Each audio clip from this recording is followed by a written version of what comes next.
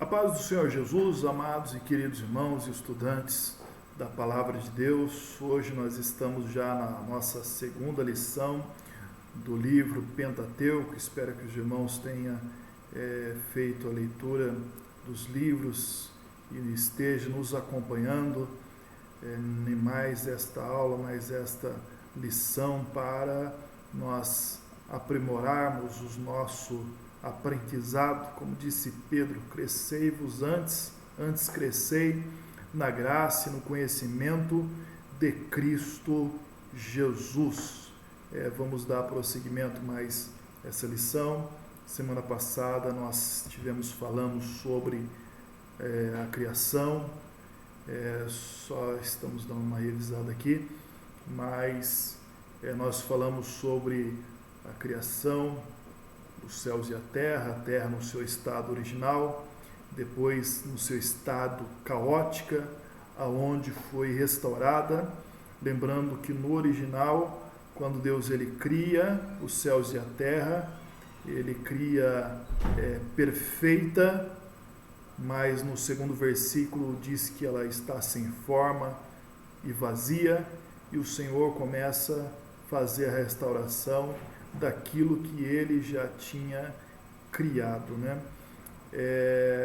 Prosseguindo com a nossa lição, em Gênesis capítulo 1, versículo 1, nos conta o que Deus ele fez. E no versículo 2 em diante, até o capítulo 2, versículo 25, nos conta como ele fez, né?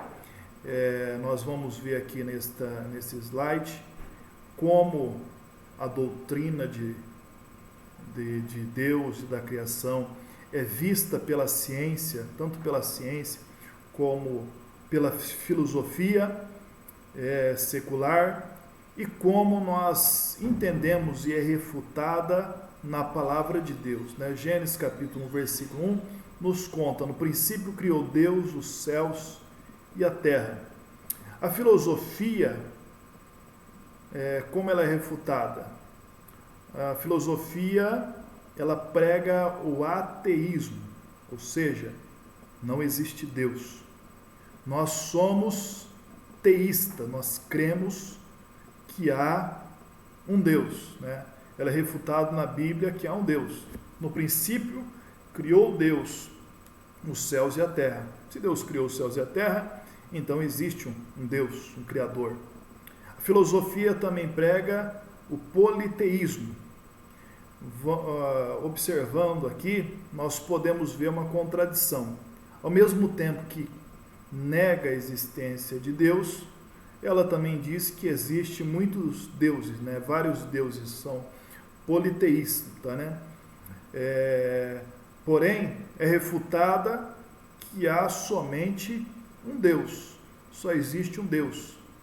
1 Timóteo capítulo 2, versículo 5 está escrito que há um só Deus e um só mediador entre Deus e o homem, Jesus Cristo. Então, existe um Deus e um único mediador, que é Jesus.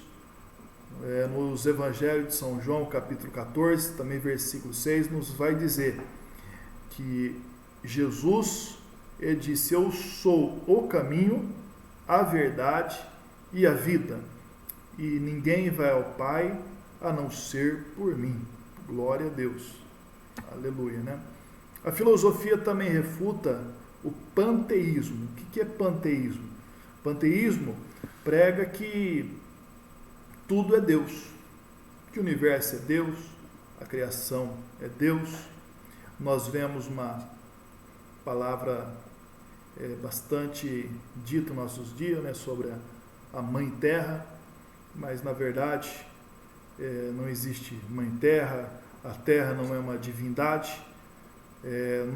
Nós vemos refutado que ele criou todas as coisas, né? Então a criação não é Deus, mas Deus, ele criou todas as coisas. O evolucionismo, né? A filosofia também prega o evolucionismo, que as coisas vieram através de uma evolução, houve uma uma evolução das coisas, né? Porém, na Bíblia refuta que ele está separado da criação, né? Materialismo prega que tudo veio através da matéria. Na escola se aprende sobre a explosão cósmica, o Big Bang, e as coisas começaram a evoluir, aí mistura com o evolucionismo, que são os frutos de uma evolução, que o homem ele veio do macaco, né? E se o homem viesse do macaco, já não existia mais macaco, né? Eles já tinham se evoluído para homem, né? Então, na verdade, essa teoria ela cai por terra, né? Porque o homem não é fruto de uma evolução, né? Mas o homem, desde a criação, ele é o mesmo, corpo, alma e espírito, né? Os mesmos problemas, as mesmas aflições, desde lá do primeiro homem, todos os problemas, todas as aflições que o homem passa, nós também passamos, né? Não houve uma evolução.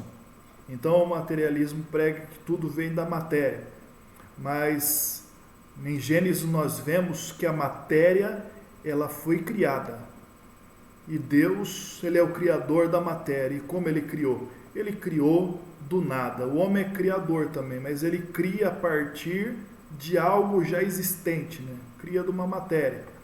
O homem, ele pega uma árvore, derruba uma árvore, faz a madeira, e dessa madeira acaba fazendo uma mesa, fazendo um banco, mas se não tivesse a árvore, ele não ia fazer o banco, não ia fazer também a mesa, né? Mas Deus, ele fez o homem, ele fez a natureza, ele fez os céus e a terra do nada, através da palavra do seu poder, né? Inclusive tem aquele verbo no hebraico, bara, né? Que é criar a partir do nada. Também a teoria filosófica refuta sobre o existencialismo, né? Então, tudo veio a existir por acaso, né?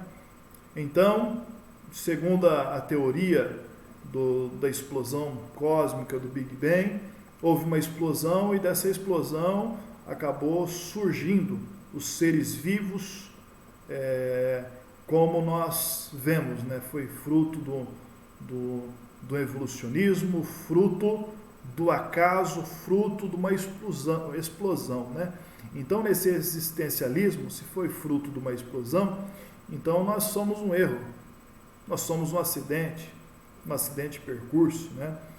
Era como se nós pegássemos um relógio todo desmontado, jogasse para cima e ele caísse já todo montadinho, né? Mas sabemos, e é refutado na Bíblia, que na verdade Deus, ele é o responsável da criação, ele criou a partir do nada, que existe um Deus, e ele criou com um propósito, houve um propósito da criação.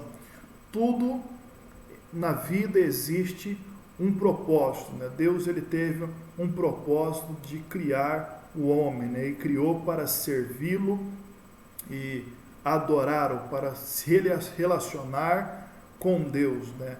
Criou o homem à imagem e à semelhança de Deus. Então, Deus, ele tem um propósito em nossa vida. Deus, ele tem um propósito na sua vida, meu irmão, na sua vida, minha irmã. Descansa em Deus, que os propósitos divinos, a promessa divina, aquilo que Deus, ele tem na sua vida, tem para fazer, ele vai fazer, ele vai realizar. Aquele que começou a boa obra na vida de cada um, ele haverá de terminar. Por quê? Porque ele tem um propósito na vida de cada um.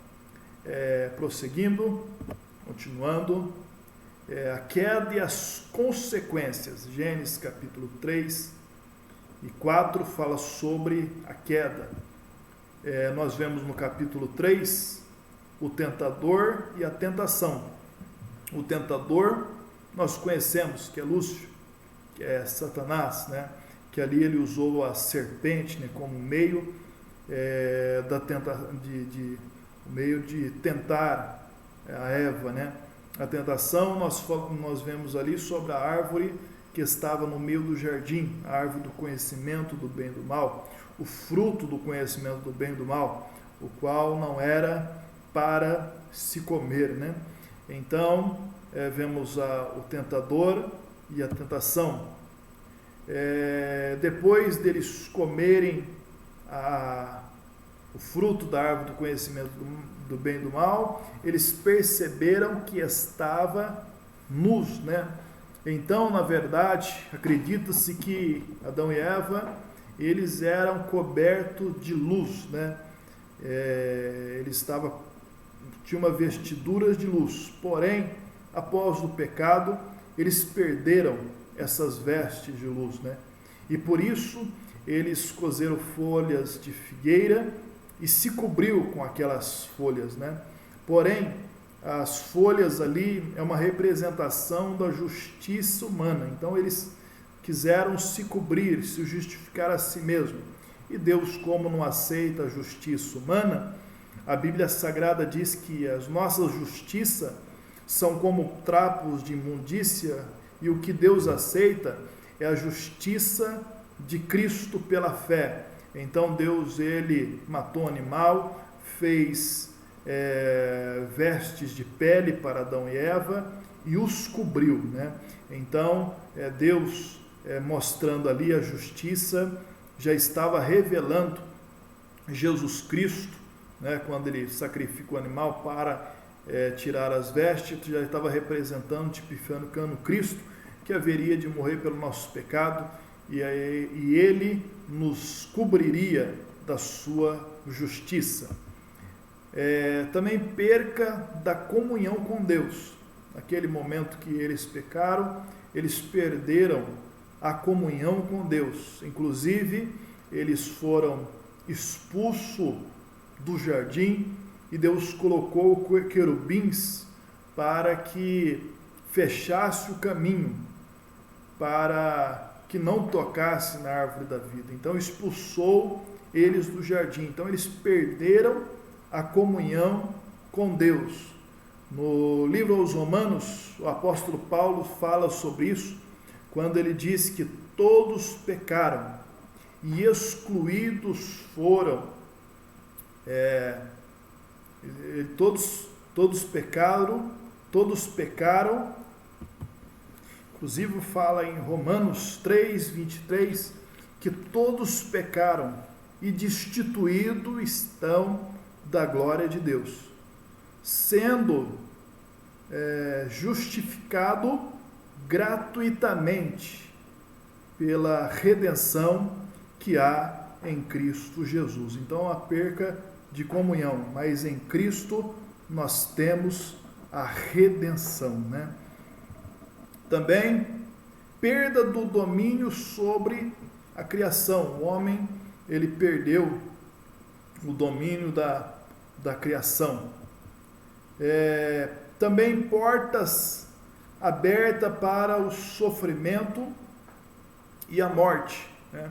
A partir do pecado, abriu-se a porta para tudo quanto era sofrimento e a morte. Inclusive, após o pecado, nós vemos que Adão e Eva têm 2 filhos, Abel e Caim vai e mata seu próprio irmão Abel.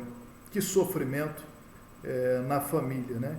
Então, dali por diante, nós vemos que desencadeia vários pecados e rebelião contra Deus, né? Porque, inclusive, se diz que o homem, ele não tem problema, né? O homem não tem problema. Diz que o homem tem pecado, né? E o pecado traz problema, traz consequências. Inclusive, os irmãos podem anotar este texto, pode estar meditando. Lamentações, capítulo 3, versículo 39. Está escrito: de que se queixa o homem? queixa-se cada um dos seus próprios pecados, né? Então o homem, ele se queixa dos seus próprios pecados, né? Então, tirando o pecado, tira as queixas, né? As consequências do pecado, né? Inclusive, nós vemos no livro de Apocalipse, quando diz que na Nova Jerusalém não haverá mais pecado, então, não tendo pecado, ali não vai haver dor, não vai haver choro, não vai haver sofrimento, não vai haver mais doença, não vai haver mais morte. Por quê? Porque não vai haverá pecado, né? O pecado, ele traz grandes consequências. Tirando o pecado, né, acaba as consequências. E ouviram a voz do Senhor Deus que passeava no jardim, pela viração do dia, e escondeu-se Adão e a sua mulher da presença do Senhor, entre as árvores do jardim. Gênesis capítulo 3, versículo 8, né? Quando eles pecam e se esconde de Deus, né? Então o homem que vive no pecado está desta forma, está se escondendo de Deus, está em fuga de Deus. Então, muitas das vezes, o homem no pecado está se escondendo de Deus. E a sua fuga, muitas das vezes, substituir a presença de Deus, a sua fuga é a bebida, as drogas, os vícios, né? Os prazeres dessas vidas, né? Que faz com que o homem, na verdade, se esconda de Deus, ou muitas das vezes venha preencher a ausência de Deus, está se escondendo em fuga, né? E porém, nós vemos que Deus, ele foi o primeiro missionário, né? Por quê? Porque o homem se fugiu de Deus, mas Deus, ele foi ao encontro do homem e descobriu aonde que Adão e Eva estavam e deu novas vestes, né? Deu vestes de animais para ele, né? Mostrando ali um plano, né? Simbolizando já profeticamente o plano de Deus para a redenção deste homem que pecou e vive fugindo de Deus, né? Nós vemos aqui ainda sobre o capítulo 3, que narra sobre a tentação. Gênesis capítulo 3, versículo 15, está escrito na palavra de Deus. Os irmãos podem ver na Bíblia dos irmãos, em Gênesis capítulo 3, versículo 15, que está escrito: e porém inimizade entre ti e a mulher, entre a tua semente e a sua semente. Esta te ferirá a cabeça, e tu ferirás, e tu lhe ferirás o calcanhar, né? Então nós vemos a promessa de Gênesis 3,15 sobre que a semente da mulher nasceria que feriria a cabeça da serpente, né? Ou seja, né, aniquilaria o pecado, aniquilaria o mal, aniquilaria Satanás. Mas vemos uma palavra-chave aqui, que e porém inimizade entre a semente da mulher e entre a semente da serpente. Quem é a semente da serpente, da mulher? A semente da mulher fala dos filhos de Deus, porque essa semente da mulher está relacionada a Jesus, a Cristo, né? E também a semente da serpente fala dos filhos do maligno, dos filhos do diabo. Inclusive, Satanás, né, quando nasce Abel, e Abel faz o sacrifício a Deus, e Deus ele se agrada? Então Satanás pensou, Abel, ela é essa semente que há de destruir, né? Satanás, né? Então falou, não, se Abel é a serpente, então vou matar Abel. Aí Caim mata Abel. Inclusive depois de Caim matar Abel, aí só sobra Caim. Porém, mais tarde Adão e Eva geram outro filho e coloca o nome de Sete, diz, né? O Senhor me deu outra semente no lugar de Abel. E quando nós vemos no livro de João, na epístola de João, João ele diz, não como Caim, que era do maligno. E por que matou o seu irmão? Porque as suas obras eram maus, né?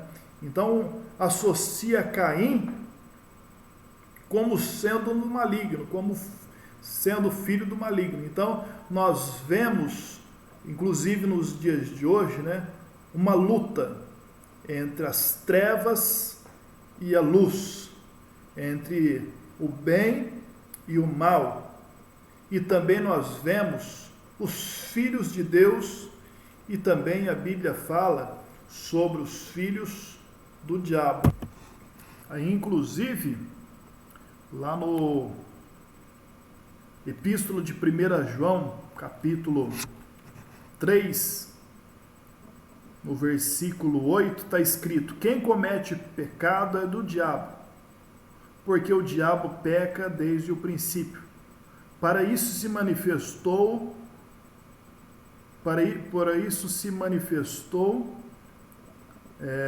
peca desde o princípio. Para isso o Filho de Deus se manifestou, para desfazer as obras do diabo. Qualquer que é nascido de Deus não comete pecado, e a sua semente permanece nele, e não pode pecar porque é nascido de Deus. Nisso são manifestos os filhos de Deus e os filhos do diabo. Então aqui nós vemos a alusão em Gênesis 3,15, a inimizade da semente da mulher e a semente da serpente, como os filhos de Deus e os filhos do diabo, ou seja, os filhos das trevas e os filhos da luz, né? E o Senhor disse que colocaria o quê? Inimizade. Por quê? Porque as trevas não têm comunhão com a luz, né?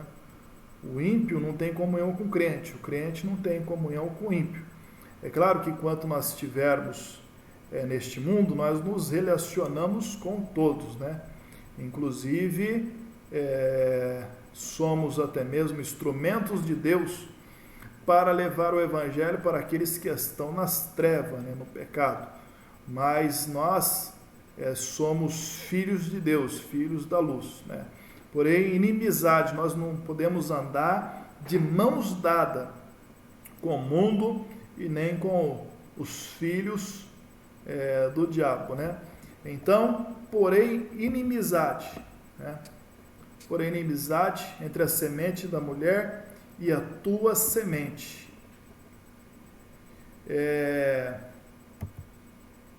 Mas quando chega em Gênesis, capítulo 6, versículo 2, fala que houve ali, no capítulo 6 fala sobre a corrupção da humanidade nos dias de Adão, daquela primeira geração, foi que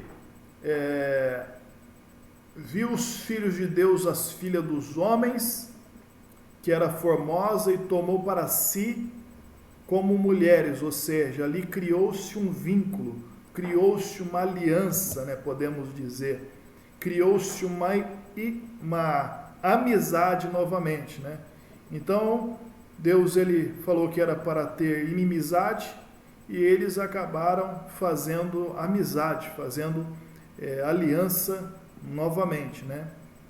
Então, o que acontece após essa amizade? veio o juízo. E qual era o juízo?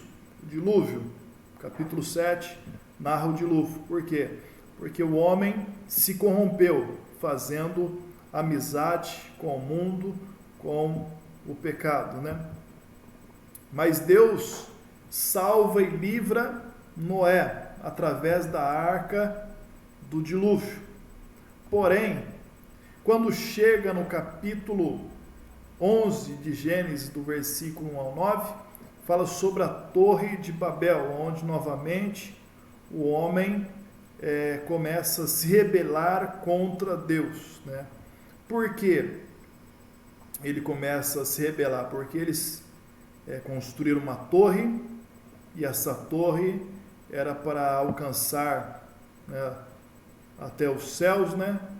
Que fala sobre o orgulho humano, a vanglória humana, a soberba humana, a exaltação humana e também a rebelião contra a palavra de Deus, porque Deus ele disse para Noé, crescei, multiplicai e enchei a terra, né, se espalhar. Porém, eles quiseram construir uma torre.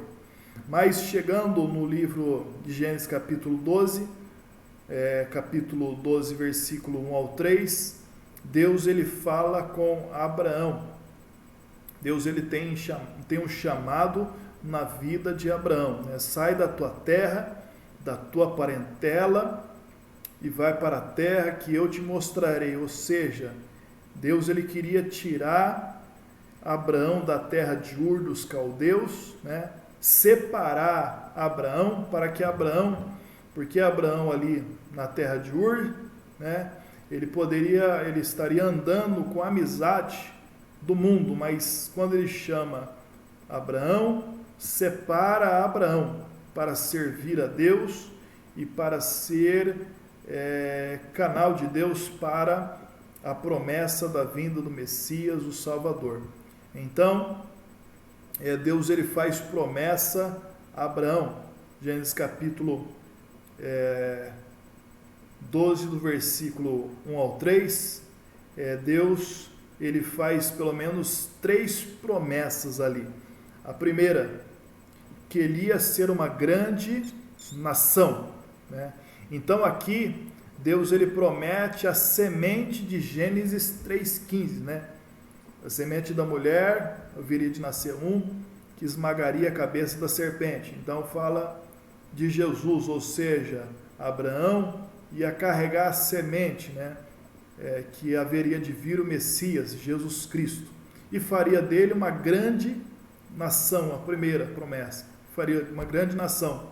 Segundo, daria uma terra prometida, né? Sai da tua terra, da tua parentela, para a terra que eu te mostrarei, né?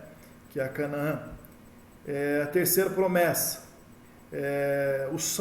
que o Salvador abençoaria todas as nações da terra. Deus ele disse para Abraão, em ti será bendita todas as famílias da terra, a qual essa promessa só se cumpre, tem o seu cumprimento na pessoa de Jesus. Por quê? Porque Jesus haveria de ser o Senhor, o Salvador e o abençoador de todas as famílias da terra. Então, uma grande promessa, né? Continuando, nós vamos ver aqui agora Gênesis capítulo 7, que fala a respeito do dilúvio, né? Nós vamos ver a data, o número de dias, os acontecimentos, nós vemos as referências aqui, depois os irmãos podem estar estudando do capítulo 7, do versículo 4 até o capítulo 8, 14, que fala sobre o dilúvio, né? Nós vamos estar falando brevemente aqui. A partir do dia 10 do mês 2, eles esperam 7 dias. Eles entram na arca e esperam 7 dias, porque o Senhor ordena entrar na arca, que o Senhor haveria de enviar o dilúvio sobre a terra. Então eles entram e esperam 7 dias na arca. Aí no capítulo 17, ou melhor, no dia 17 do mês 2, início da chuva, ou seja, início do dilúvio. Então, após os 7 dias, inicia-se a chuva, o dilúvio, né? Uma coisa interessante neste texto é que, por exemplo, eles entraram na arca, mas quando eles entraram na arca, não começou a chover. Eles entraram na arca, esperaram um dia, não veio chuva. 2 dias, não veio chuva. 5 dias, nada de chuva. Talvez algum dos filhos de Noé, se não tivesse a mesma fé de Noé, poderia dizer assim: pai, será que vai vir chuva mesmo? Né? Deus, ele falou que ia chover, nós estamos esperando, já vai fazer uma semana e nada de chuva. Porém, aquele que promete, ele cumpre a sua promessa. Diz a palavra no livro de Números que Deus não é homem para que minta, nem filho do homem para que se arrepende. Mas após 7 dias, aí inicia-se a chuva, que dura 40 dias. Aí então, no dia 26 do mês 3, final dos 40 dias, a interrupção da chuva, ou seja, parou a chuva. Né? Aí parou a chuva, e aí depois, passados 150 dias, a arca para no Ararat, né? A montanha Ararat, que é uma das montanhas mais altas, se diz que é uma das montanhas mais altas do mundo, né? A arca, ela para ali, aos 150 dias, a partir do dilúvio. Aí depois, esperaram mais 40 dias, e os topos das montanhas ficaram visíveis, né? Gênesis capítulo 8, versículo 5, ou seja, eles começaram, a água começou a minguar aos poucos, e eles começou a ver a ponta das montanhas, né? As altas montanhas, o topo dela foram vistos, né? Nós, na verdade, nenhum de nós nunca viu o topo de uma montanha, né? Nós sempre estamos para baixo da montanha, mas eles estavam ali, a arca estava praticamente no mesmo nível que o topo das montanhas. O topo das montanhas é visível, né? Aí ele espera mais um dia e um corvo é solto. E espera depois mais 7 dias e uma pomba é enviada e logo retorna. E aí eles percebem que ainda as águas ainda não tinha, o solo ainda não tinha se escoado, né? Porque na verdade leva 150 dias para escoar as águas, por isso que a pomba é solta e enviada e depois ela retorna. Aí espera mais 7 dias, a pomba é enviada e retorna com uma folha de oliveira, né? Ali ela retorna com a folha de oliveira, porque aí as águas já tinham minguado, né? Já começou a aparecer as árvores, né? Aí depois eles enviam a pomba é enviada e ela não retorna. E ao final dos 150 dias, as águas escoam.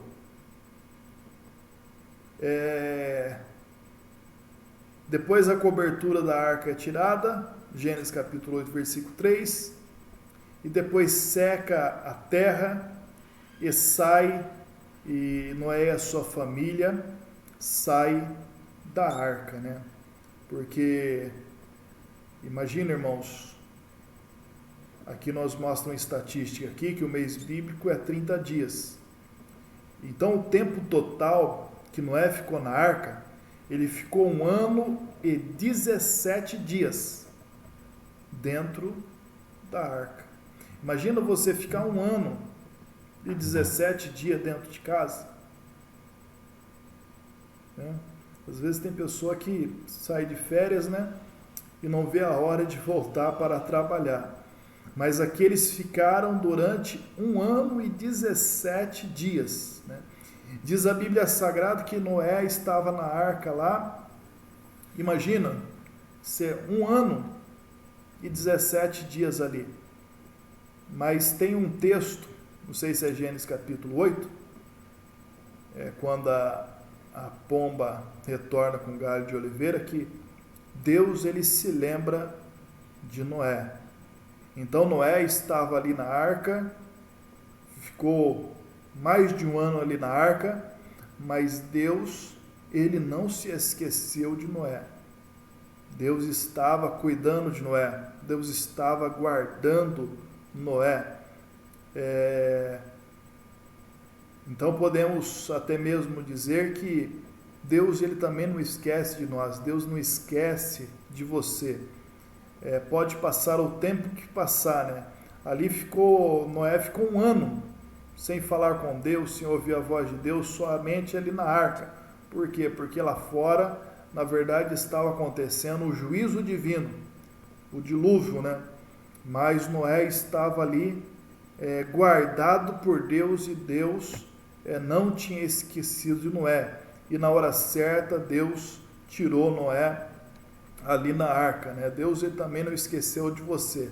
Pode ter passado 1 mês, 2 meses, 1 ano, você pensa, mas Deus não me responde, não fala comigo. Apenas tenha fé e confia no Senhor, né? Que mais cedo ou mais tarde você vai ver a mão de Deus, o agir de Deus na sua vida, né? Aqui nós já vimos essa parte aqui.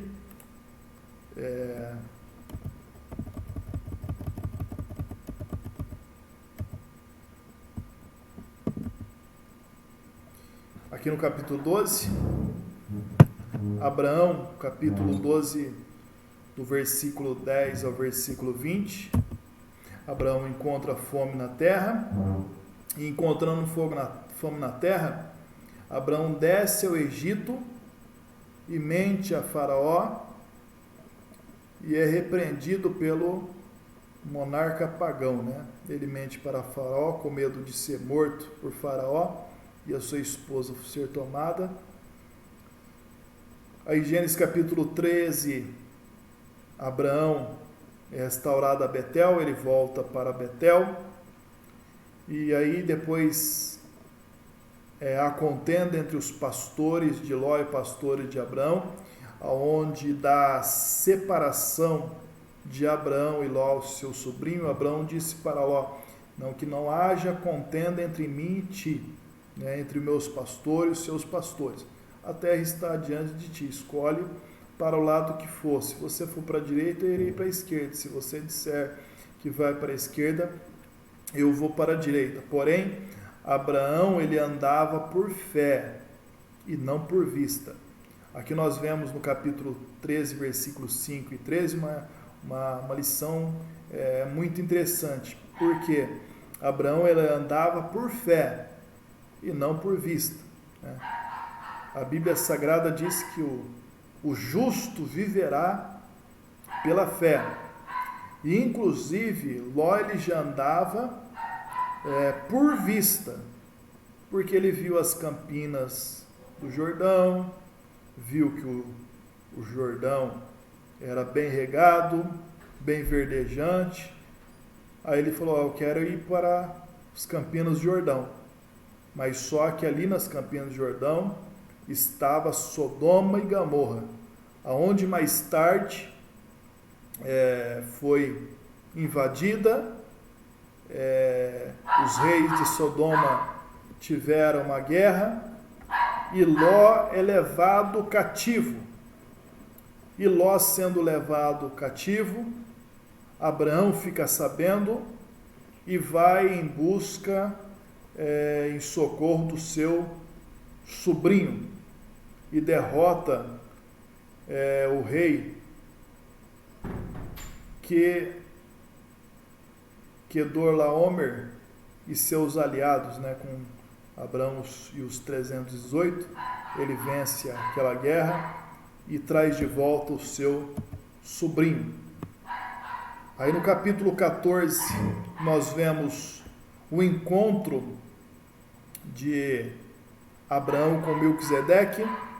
A Bíblia Sagrada diz que Melquisedeque sai ao encontro. Melquisedeque era rei e sacerdote de Salém, aonde que, na verdade, Salém era o nome antigo de Jerusalém. Melquisedeque era rei e sacerdote. E vem ao encontro de Abraão com pão e vinho.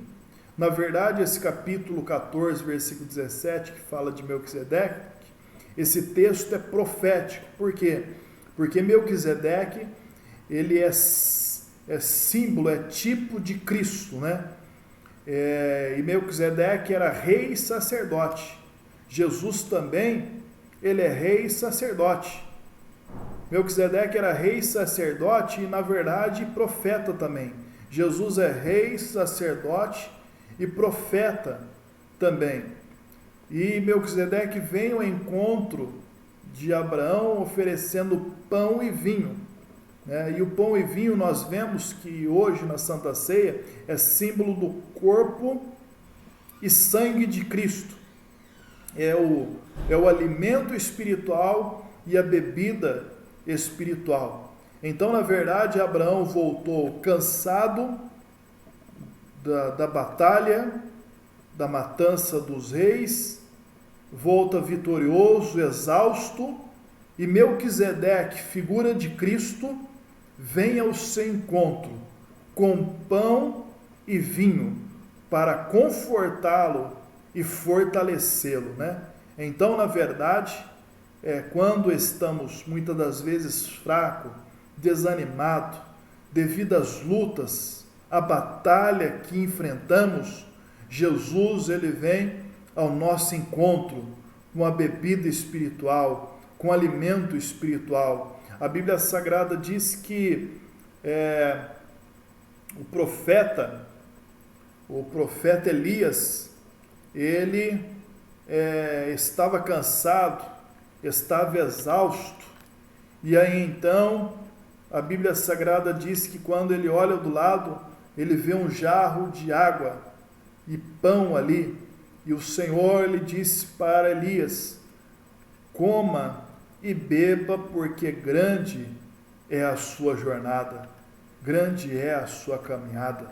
Também eu digo para você, meu irmão, que está enfrentando luta, batalha em sua vida, Jesus, ele tem o pão, ele tem a água da vida para lhe confortá-lo, para lhe fortalecê-lo e para que você saiba que é grande a sua caminhada ainda, mas o Senhor, ele está contigo, Então, inclusive, Abraão deu o dízimo a Melquisedeque, ofereceu a 10ª parte de tudo aquilo que possuía, dizimou, deu o dízimo daquilo que possuía, Tem pessoas que falam que não precisa dar mais o dízimo, porque isso é coisa da lei. Mas só que a lei ela veio através de Moisés, 400 e poucos anos depois de Abraão. Então significa que Abraão, na verdade, o dízimo ele é antes da lei. E Abraão, que ainda tinha nos seus lombos ainda Levi, que Abraão, os que recebiam o dízimo do povo de Israel eram os levitas, os sacerdotes, os levitas, e os levitas são os descendentes de Abraão, depois de Abraão, Isaac, Jacó, e Jacó ele tem as 12 tribos ali, entre elas Levi.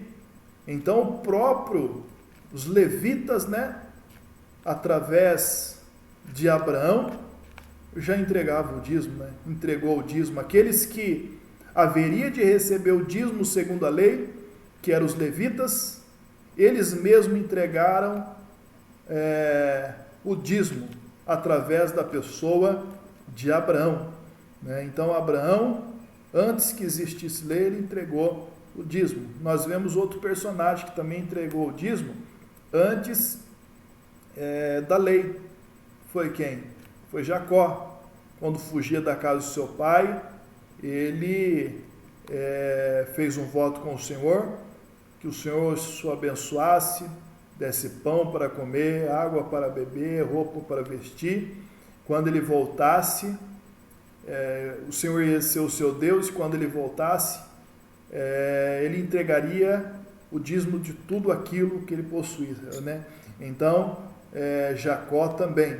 Então, nós vemos a importância, né, do dízimo, e que era antes da lei. Inclusive, o dízimo, ele é um ato de fé, ele é um ato de adoração, é um ato de que servimos a Deus não somente com os nossos dons, o nosso talento, nossos lábios louvando nossa vida, mas também servimos ao Senhor com as nossas riquezas, com o nosso dinheiro. Então é um ato de fé, é um ato de adoração, um ato de também renúncia, né? Mostrando que nós não somos avarentos, né? Não somos presos ao dinheiro, e é um meio abençoador, né? Eu quero dizer aqui, inclusive para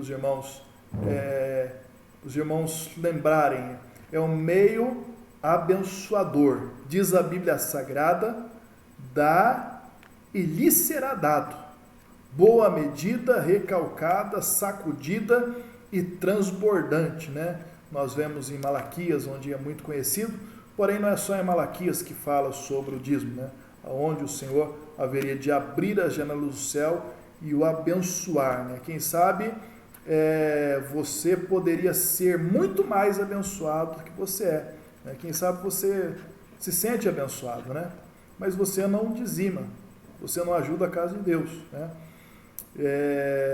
E aqueles que participam da mesa também deve, né? Aqueles que participam, eles também devem servir a mesa, né? Então, se nós participamos da casa de Deus, nós devemos contribuir com a casa de Deus, né? Então, todas as vezes, se você se sente uma pessoa abençoada, se você dizimar, pode ter a plena certeza que você vai ser muito mais abençoado ainda, né? E se você, as coisas não têm sido difícil, não tem conseguido conquistar aquilo que você queria, pagar as suas contas, experimenta ser um dizimista e você vai ver que as coisas vão mudar na sua vida. Deus vai abençoar, Deus vai prosperar o seu salário, o seu ganho financeiro, porque é uma promessa de Deus. Deus diz na sua palavra: depois fazei prova de mim, né, se eu não vou abrir as janelas do céu. Então aqui Abraão, ele oferece, né, ele entrega o dízimo. No capítulo 14, versículo 21 ao 24, Bera, rei de Sodoma, pediu as almas a Abraão, porque Abraão, ele, como a gente vimos, ele foi resgatar o seu sobrinho, resgatou a população de Sodoma e Gomorra, que as pessoas, as almas que tinham sido levadas presas, levadas como escravo. Abraão vence a guerra e traz de volta essas almas. Então o rei de Sodoma faz uma oferta a Abraão: Abraão, me dá as almas, né? E as fazendas, a riqueza pode ficar para você. Mas só que nós vemos ali, se os irmãos continuarem vendo o texto, Abraão rejeitou a oferta de Sodoma, do rei de Sodoma. Ele rejeitou, ele falou: não, eu não quero nada que é seu. para que depois você não diga, né? Eu enriqueci Abraão, então não quero nada. Ele, muito pelo contrário, ele deu o dízimo de tudo aquilo que possuía e por isso ele foi abençoado por Deus. Nós vemos depois no capítulo 15. Depois dessas coisas, veio a palavra do Senhor a Abraão e Deus faz um pacto com Abraão, né? Renova novamente o pacto, né? Então nós vemos aqui a dispersação das nações. Dispersações nas nações está lá em Gênesis, no capítulo de número 11, né? Que é a Torre de Babel. Do capítulo 11 de Gênesis, do versículo 1 ao 9, fala da Torre de Babel. Nós vamos dar uma corrida na nossa lição, irmãos, porque são bastante assuntos, né, importantes, interessantes.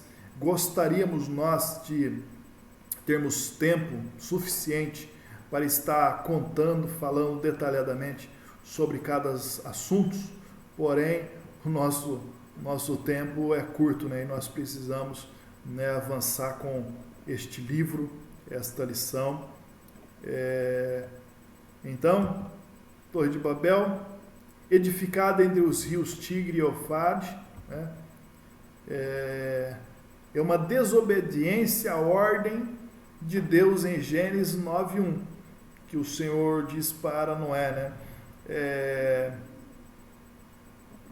Crescei, multiplicai e enchei a terra, né? Eles não queriam encher a terra, ele queria construir uma torre e fazer em vez de encher a terra, queria juntar as pessoas, construir uma torre, inclusive que chegasse ao céu, porque eles pensavam, porque se Deus mandar outro dilúvio, nós subimos nessa torre, subimos nesse edifício e vamos ficar livres do dilúvio. Mas o Senhor já tinha prometido que nunca mais ia destruir a terra com as águas do dilúvio, né? Então, aqui nós vemos tanto uma exaltação humana, uma rebelião, como também uma incredulidade diante da palavra de Deus. A história patriarcal vai de Gênesis capítulo 12 até Gênesis no capítulo 50. Patriarcal significa chefe de tribo, chefe da nação. Nós vemos que sobre os patriarcas, Noé era um patriarca Noé, Abraão, Isaac, Jacó, são todos patriarcas, né? Nós conhecemos também, na Bíblia, nós falamos na teologia sobre a dispersação patriarcal, que é o período dos patriarcas, né? E depois da dispersação patriarcal, vem a dispersação da lei, que foi através de Moisés, né? Então, a história patriarcal, a sua palavra-chave é promessa de Deus para Abraão e a sua descendência, como nós vimos que era uma promessa de ser uma grande nação, uma promessa de ter uma terra que seria Canaã, e também uma promessa de ser abençoado, a sua nação seria uma nação abençoadora, né? E através dela seria abençoadas todas as famílias da terra, que na verdade se cumpre através da pessoa de Jesus. Propósito: levar Abraão e seus descendentes a terem fé em Deus e obedecer a Jeová. Sua família seria a nação escolhida, que se tornaria precursora do Redentor, o Messias da promessa de Gênesis 3:15, né? Revelação: Deus aparece a Abraão pelo menos 6 vezes, né? Deus ele se revela a Abraão, Deus ele fala com Abraão, né? Aparece Abraão. Revelou-lhe os seus propósitos e a sua vontade, né? Inclusive, numa dessas revelações, Deus aparece a Abraão e diz que a sua descendência seria escravizada durante 400 anos, no caso, ali no Egito, né? Mas que Deus haveria de libertá-los do Egito, né? E haveria de julgar a nação que os tinha escravizado. Personagem principal, Abraão. Do povo de Israel, do povo judeu, o personagem principal é Abraão. A pessoa principal é Abraão. Até porque as promessas foi feita a Abraão e as suas descendências, né? Então Abraão foi o instrumento de Deus, né?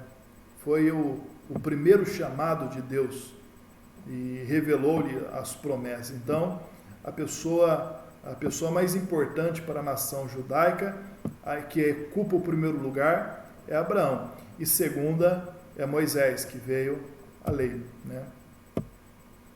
Concertos divinos, né? Os concertos com Abraão, Gênesis 12:1, 13, versículo 15, 15, versículo 1, inclusive em Gênesis 15, versículo 1, o Senhor diz para Abraão: não temas, Abraão, eu sou o teu escudo e o teu grandíssimo galardão, né? Também com a sua descendência, Deus ele faz um concerto também com a descendência de Abraão.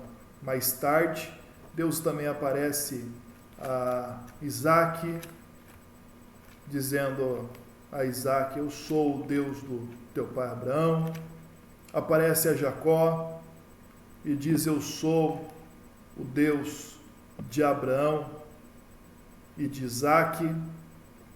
Mais tarde também aparece para Moisés e diz para Moisés: ó Moisés, eu sou o Deus de Abraão, o Deus de Isaac, o Deus de Jacó.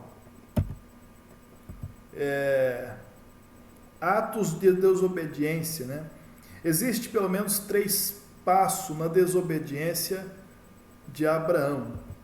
Quais são esses 3 passos, os 3 erros que Abraão cometeu na sua vida, né? A Bíblia Sagrada diz que não existe homem que viva e que nunca peque, né? Então o pecado, na verdade, é uma trágica consequência na vida do ser humano, né? Diz a palavra, como nós vimos lá em Romanos 3:23, que todos pecaram, excluídos foram da glória de Deus, mas sendo reconciliados gratuitamente pela redenção que há em Cristo, né? Então, quais são os 3 passos de desobediência de Abraão? Abraão, houve uma fome na terra e Abraão, ele desce para o Egito, né? Ele desceu para o Egito e mentiu para Faraó, dizendo para Faraó que Sara, sua esposa, não era sua esposa, era sua irmã, né? Então ele desce ao Egito e mente, né? O segundo, ele toma Agar por mulher, né? Através de Sara. Foi uma sugestão de Sara. Sara, vendo a situação que eles estavam, idoso, não tinha filho, né? Pensou ela: Deus ele vai nos dar o filho através da escrava. Então, foi Sara que sugeriu a Abraão para que Abraão tivesse filho com Agar, né? E inclusive Abraão dá ouvidos à sua esposa, né? E acaba tendo filho com Sara, né? Na verdade, nós vemos aqui que foi um dos atos, o segundo ato, né, de desobediência de Abraão, porque a promessa de Deus para Abraão que seria das suas entranhas, ou seja, da sua esposa legítima, né? Aqui ele quis dar uma ajudinha para Deus, né? Mas quando Deus ele quer fazer, quer operar, não precisa dar uma ajudinha de Deus, né? Dar uma ajudinha para Deus. Nós que precisamos de ajuda de Deus e não Deus precisa da nossa ajuda para cumprir as suas promessas. Terceiro ato de mentira, mentiu também para Abimeleque, né? 2 vezes Abraão chega a mentir lá no Egito e também para o rei Abimeleque. Agora nós vamos ver a história de Isaac, né? Filho de Abraão. Isaac, ele casou-se com Rebeca, que é um tipo da igreja, né? Então Isaac é o filho da promessa, assim como Jesus é o filho de Deus prometido.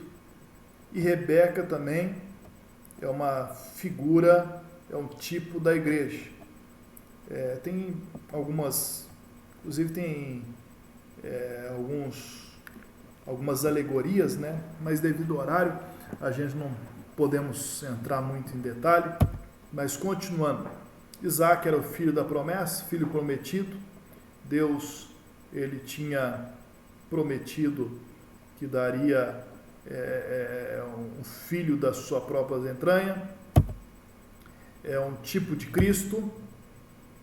E no capítulo 26, no versículo 25, nós vemos uma passagem bastante interessante na vida de Isaac, né? Nós vemos a importância, as prioridades que Isaac tinha.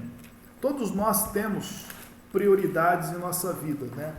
Tem coisas que nós julgamos mais importante e tem coisas que nós julgamos menos importante, né? E aqui nós vemos as prioridades, as principais prioridades na vida do crente, né? Gênesis capítulo 26, no versículo 25, está escrito na palavra de Deus, né? Então edificou um altar e invocou o nome do Senhor. Armou ali a sua tenda e os servos de Isaac cavaram ali um poço, né? Qual é a prioridade? Quais são as prioridades na nossa vida? Aqui fala de prioridade, né? Diz a Bíblia que ali Isaac edificou um altar ao Senhor, né? Altar fala da presença de Deus, de buscar a Deus. Isaías 55 diz a palavra de Deus, né? Buscai, versículo 6, buscai o Senhor enquanto se pode achar, invocai-o enquanto está perto, né? Então nós vemos ali altar, tendas e poço. Altar fala de presença de Deus. Então a prioridade na vida do crente é Deus. O principal na nossa vida, quem ocupa o primeiro lugar na nossa vida, é Deus. A Bíblia Sagrada diz no capítulo 6 de Mateus, buscai o reino, em primeiro lugar o reino de Deus e a sua justiça, e todas as demais coisas vos será acrescentado, né? Então primeiro ali, Isaac edificou um altar e invocou o nome do Senhor, e depois armou uma tenda. Tenda fala de casa, fala de abrigo, tenda fala de família, e depois os seus servos cavaram poços, ou seja, fala de trabalho.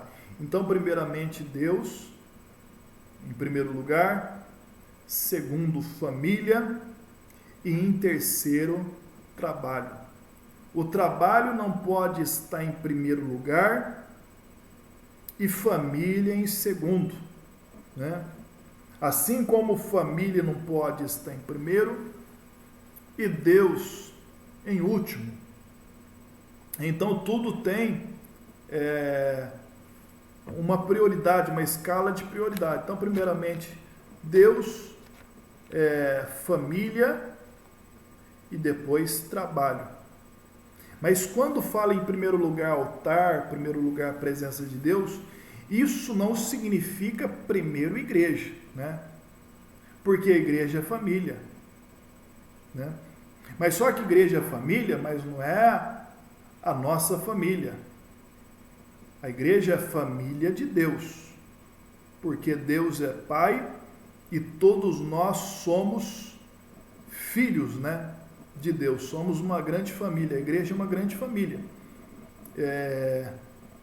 Tanto é que uma das orientações aos presbíteros, né, é que governe bem a sua própria casa, né, ou seja, a sua família. Porque se não governar bem a sua própria família, como é que ele vai governar a casa de Deus? Se ele não cuida bem da sua própria casa, como é que ele vai cuidar bem da casa de Deus, onde está várias famílias, né? Então devemos saber quais são as prioridades, aonde se encontra. Então primeiro é a nossa família. Se nós não cuidamos da nossa família, né, direito, como é que nós vamos cuidar da igreja do Senhor, né? Então a nossa família vem em primeiro lugar. E depois a igreja, que é, na verdade, ali um conjunto de várias famílias, né?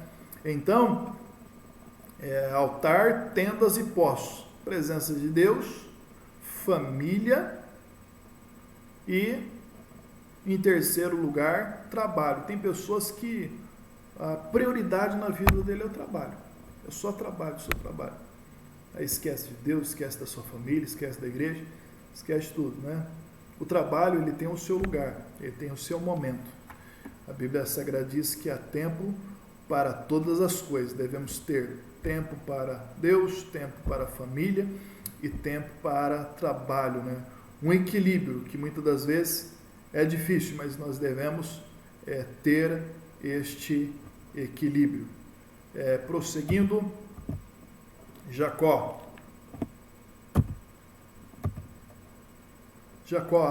astuto, né? O seu próprio nome, né? Jacó significa aquele que puxa o calcanhar, né? Usurpador. Então, ele era astuto, enganador, né? Enganou o seu pai, dizendo que ele era Esaú, né? Enganou o seu tio Labão, né? Era um homem religioso, inclusive depois que fugiu da casa do seu pai, ele orou ao Senhor, ele fez um voto com Deus, era uma pessoa religiosa, também uma pessoa afetuosa, trabalhador. Ele trabalhou 7 anos para casar-se com Raquel e foi lhe dado no lugar Lia. Aí ele trabalhou por mais 7 anos para que tivesse Raquel e depois teve que trabalhar para conseguir até mesmo sua própria fazenda, né? Habituado à oração, Jacó, ele era homem de oração, disciplinado pela aflição, né? Passou várias aflições e aprendeu com as aflições, porque tem pessoas que apanha e nunca aprende, né?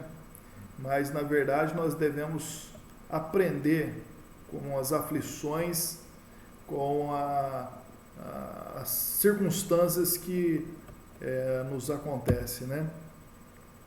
Homem de fé, está lá em Hebreus capítulo 11, versículo 21, a galeria dos heróis da fé.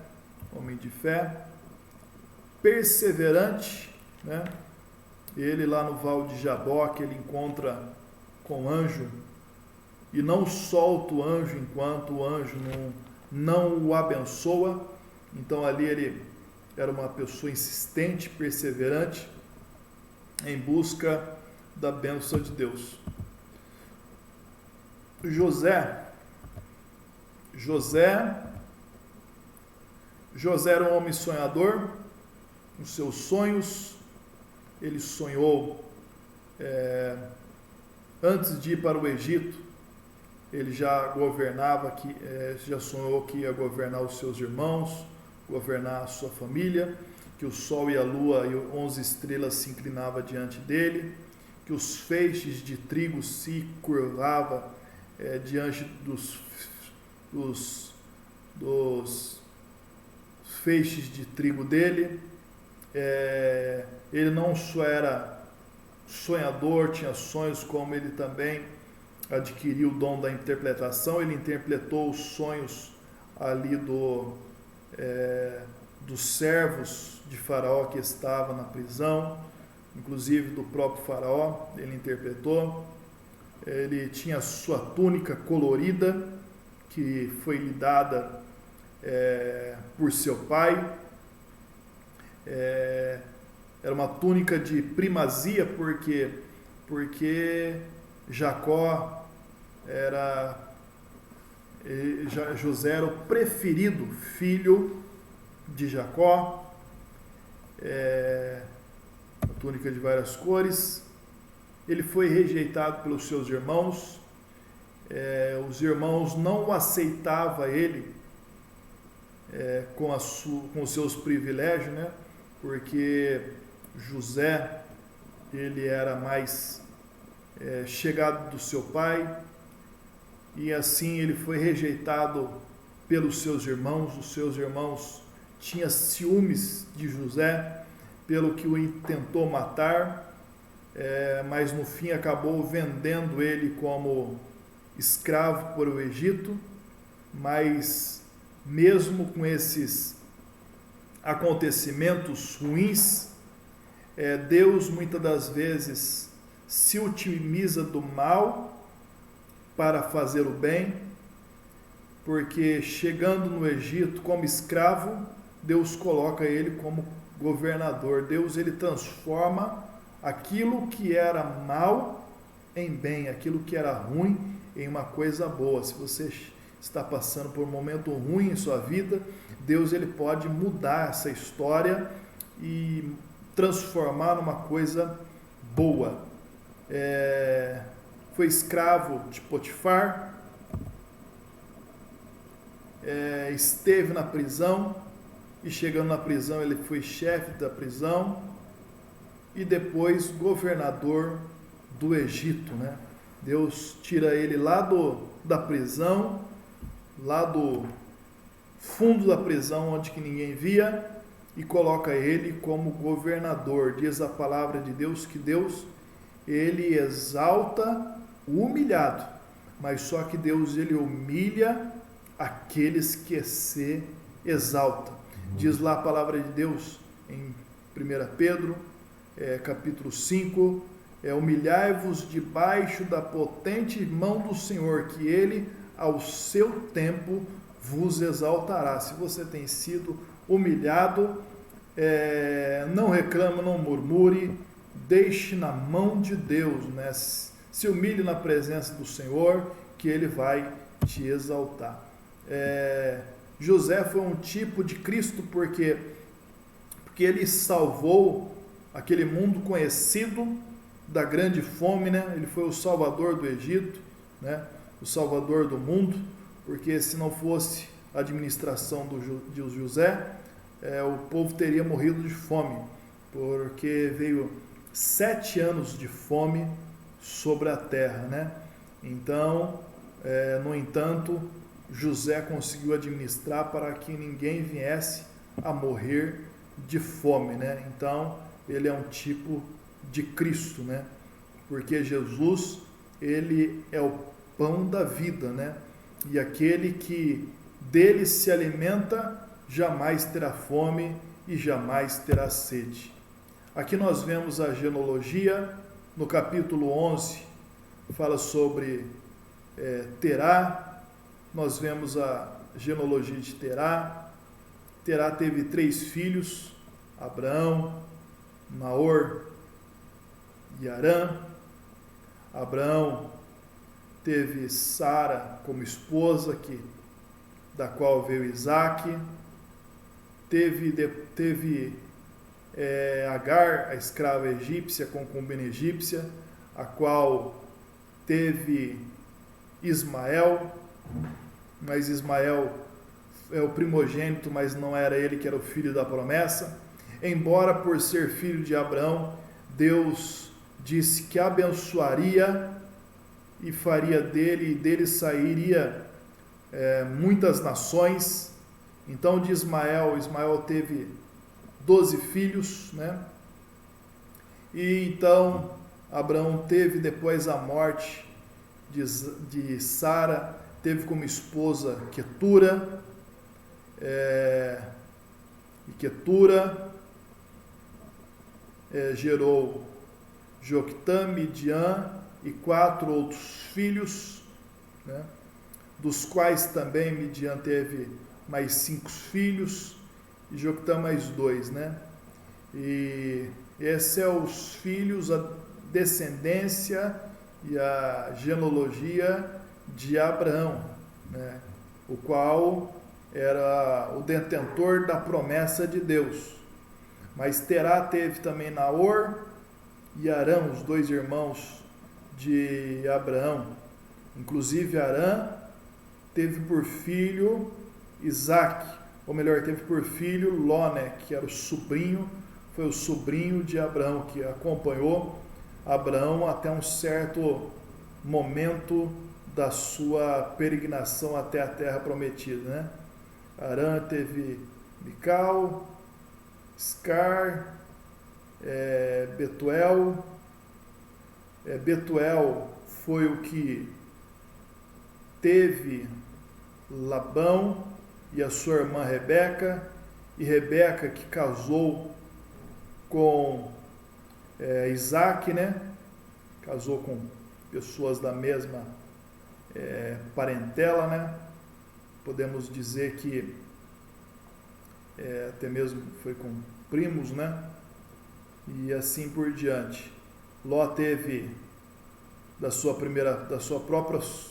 Ló, como a sua esposa virou estátua de sal, e ele chegou a coabitar com as suas 2 filhas, né? As duas filhas embriagou Ló, e ambas tiveram filhos, e esses filhos foram os Moabe e Ben-Amim, né? Então, os Moabitas e Ben-Amim. E eles se tornaram também inimigos ferrenhos de Israel, né? Da nação de Israel, se tornaram inimigos ferreiros, né? Os Amonitas e os Moabitas, né? Então, continuando, Êxodo, nós falamos de Gênesis, até agora nós estávamos falando sobre o livro de Gênesis. Agora vamos falar sobre o livro de Êxodo, o segundo livro da Bíblia Sagrada, né? Êxodo. Introdução. Moisés escreveu Gênesis à vista de documentos já existentes. Com Êxodo começa a história do próprio Moisés. Então, o livro de Êxodo já começa a sua narrativa com a história de Moisés, né, do nascimento de Moisés. Sua vida e sua obra são assunto de Êxodo, Levíticos, Números, Deuteronômio. Ele mesmo escreveu esses livros, né? Lembrando que Gênesis, ele, como se diz a tradição, Moisés escreveu de documentos que já existia, genealogia que já existia, história que já existia, e possivelmente alguns assuntos que Deus também pode ter revelado a Moisés, não somente já existente, como revelado a Moisés. Lembrando que Deus ele também tem esse poder de revelar, até porque Moisés ele tinha uma grande intimidade com Deus, e a Bíblia Sagrada diz que Deus ele revela o profundo, oculto, escondido, conhece aquilo que está em trevas e com ele mora a luz, né? Está em Daniel capítulo 2, versículo 28, se não me falha a memória, né? Então, prosseguindo aqui, ele mesmo escreveu esses livros. A história de Moisés constitui cerca de 1/7 de toda a Bíblia, né? Então, se pegar a Bíblia e dividir em 7 partes, uma parte dessas 7 foi escrita por Moisés e ocupa 2/3 do tamanho do Novo Testamento, né? Então, se pegar o Novo Testamento e dividir em 3, 2 desse terço é mais ou menos a quantidade, né, daquilo que foi escrito por Moisés, né, avaliando em quantitativo, né. O termo êxodo, que dá título ao livro, tem origem no grego, exuaus, que significa saída, partida, né. Lembrando que os livros, os judeus eles tinham por costume colocar o nome dos livros o seu nome a partir da primeira palavra de cada livro, né? Inclusive, Gênesis significa início, significa princípio. E o primeiro versículo de Gênesis está escrito no princípio. Então, Gênesis significa princípio. Então, o nome do livro é a primeira palavra que surge no primeiro versículo, né? Inclusive, Êxodo significa saída, partida, né? Porque começa narrando sobre a partida do povo de Israel do Egito. Outro livro que acontece isso no Novo Testamento é o livro de Apocalipse, né? Porque Apocalipse significa revelação.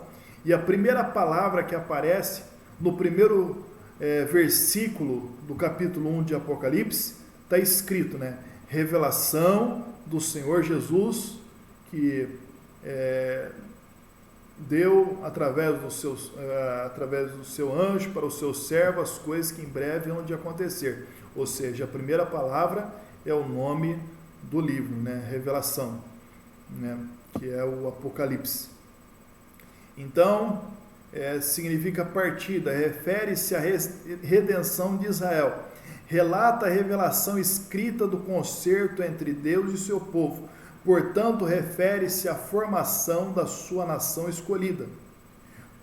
Cumprimento literal da promessa que o Senhor fizera a Abraão, visando abençoar todas as famílias da terra, né? Então, quando Moisés ele já narra o livro de Êxodo, né? O povo de Israel já era uma nação. A promessa de Deus a Abraão tinha se cumprido, porque o povo se tornou uma grande nação, né? Lembrando que no livro de Gênesis diz que Jacó ele desce com 70 almas ali para o Egito, mas quando o povo de Israel ele sai do Egito, ele sai com aproximadamente 2 milhões de pessoas, né? Ficou praticamente 400 anos ali. Então, no Egito, na escravidão, e ali eles se multiplicaram, formando uma grande nação de aproximadamente 2 milhões de pessoas. Autoria. Embora os críticos modernos considerem que o livro foi preparado numa época muito superior a Moisés, a tradição judaica desde os dias de Josué, está lá em Josué 8:31 ao 36, bem como o testemunho do próprio Senhor, as evidências internas do livro e o testemunho do cristianismo primitivo apoia a autoria de Moisés, né? Tradicionalmente, a autoria é atribuída a Moisés, né? Pelas evidências no próprio texto, né? Data do livro, cerca de 1450 a 1445 a 1400 antes de Cristo. Religião. Sir Flinders Petrie, famoso arqueólogo egípcio, diz que a religião original do Egito foi monoteísta. Contudo, antes do alvorecer do período histórico, uma religião se desenvolveu, na qual cada tribo tinha o seu próprio Deus, representado por um animal. Observe no próximo slide, né?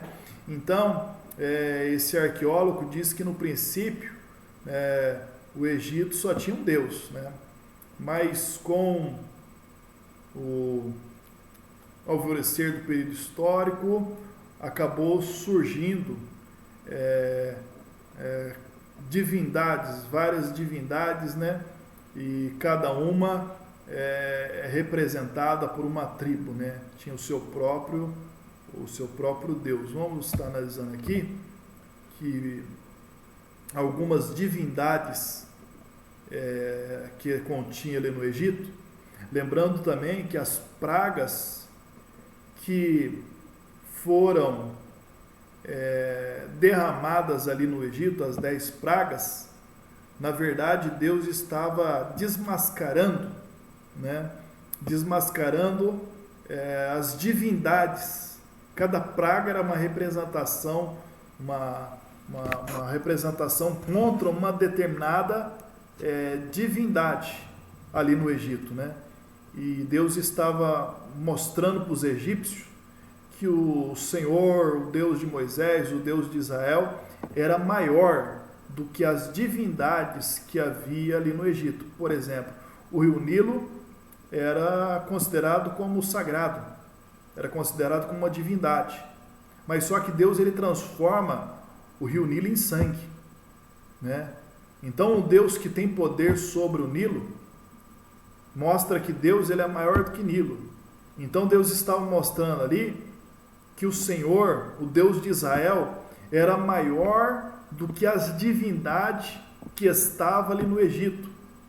Inclusive, nós vamos ver mais na frente que Faraó era conhecido como uma divindade, né? Era conhecido como uma divindade. Porém, através da morte dos primogênitos, o primeiro filho que foi morto nas mortes primogênitas foi o filho de Faraó. E Faraó, sendo considerado uma divindade, não podia fazer nada contra isso, mostrando que o Senhor era maior, não somente que Faraó, do que todas as divindades ali no Egito. Então nós vamos ver algumas aqui.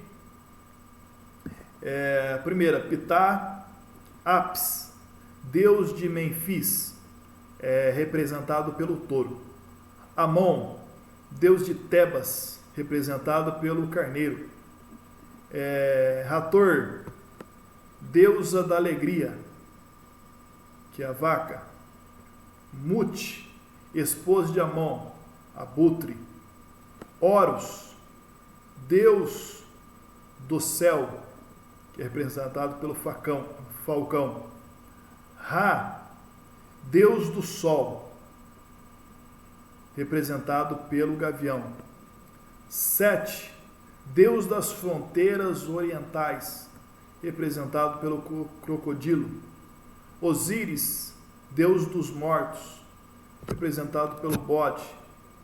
Ísis, esposa de Osíris, a vaca. Tote, deus da inteligência, o macaco. Ekite, representado pela rã. Netsheb, deus do sul, que é a serpente. Bast, é o gato.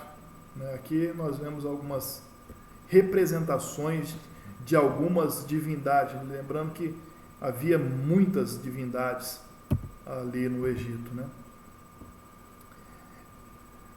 Há muitos outros deuses, né, além daqueles. O próprio faraó era endeusado, o rio Nilo era sagrado.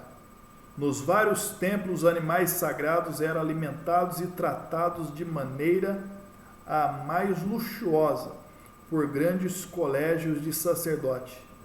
De todos os animais, o touro era o mais sagrado, né? Inclusive, lá no deserto, quando Moisés está no monte, durante 40 dias, o povo se corrompe lá e pede para que Arão faça um Deus. Eles fizeram um bezerro lá, né? Uma representação do touro, né? Por quê?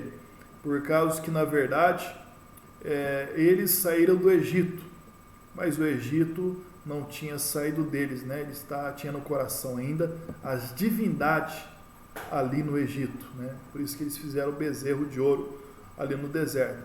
O touro era sagrado. Incenso e sacrifício se oferecia perante o touro sagrado. Quando morria, era embalsamado e com pompa e cerimonial próprio dos reis. Era sepultado em magníficos sarcófagos. O crocodilo também recebia muitas honras. Era assistido em seu templo em Tanis por 50 ou mais sacerdotes. Tal era a religião do povo, no meio da qual a nação hebraica se criou durante 400 anos. Então aqui, amados irmãos, nós vamos terminando mais essa aula do Pentateuco, né? Esta segunda aula. Espero que tenha sido bênção na vida dos irmãos, e semana que vem nós retornamos na terceira aula do Pentateuco, né? Vamos estar encerrando esta aula recitando a nossa divisa, né? Vamos recitar a nossa divisa? Dá instrução ao sábio e ele se fará mais sábio. Ensina o justo e ele crescerá em entendimento. Provérbios 9:9. Que Deus abençoe a todos. Tenha uma semana, um final de semana abençoado, e até a próxima aula, se Deus quiser, para a glória de Deus. Que Deus abençoe a todos, em nome de Jesus. Forte abraço.